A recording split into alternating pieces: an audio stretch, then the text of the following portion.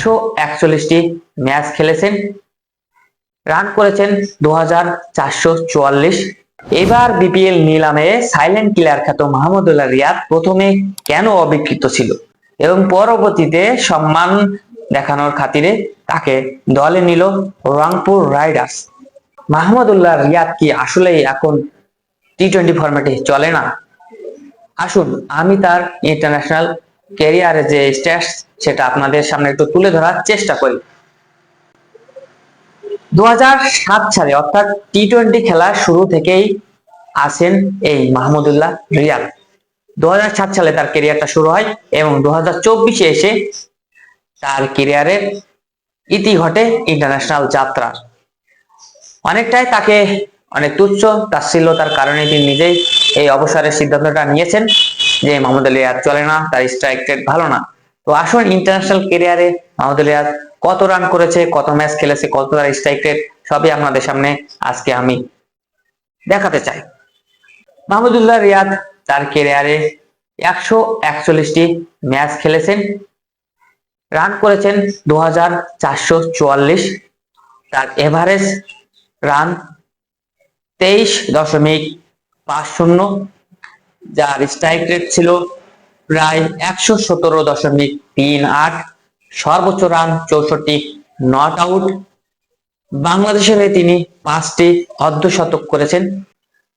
তিনি খেলতেন মূলত মিডল অর্ডারে, অনেক সময় লোয়ার অর্ডারে, দলের প্রয়োজনে যে কোনো সময় তিনি জ্বলে উঠতেন। আমরা যারা বাংলাদেশের খেলা দেখি, বাংলাদেশের ভক্ত, তারা দেখেছি অনেক ম্যাচ এই মাহমুদুল্লাহ রিয়াদের কারণে জিতেছে। অনেক ম্যাচ বলতে বাংলাদেশ যে সকল ম্যাচগুলো জিততো আগে, সেখানে কিন্তু এই মাহমুদুল্লাহ রিয়াদ, মুশফিকুর রহিম, সাকিব আল হাসান এদেরই ভূমিকা থাকতো সবচেয়ে বেশি। মাহমুদুল্লাহ রিয়াদ বাংলাদেশের ইন্টারন্যাশনাল টি-20-তে দ্বিতীয় সর্বোচ্চ রান সংগ্রহ সাকিব আল হাসানের পরে। আর এই মাহমুদুল্লাহ রিয়াদকে বিপিএলে দল পেতে অনুগ্রহ পেতে হয়, এটা আসলে আমাদের জন্য খুবই দুঃখজনক, হতাশাজনক।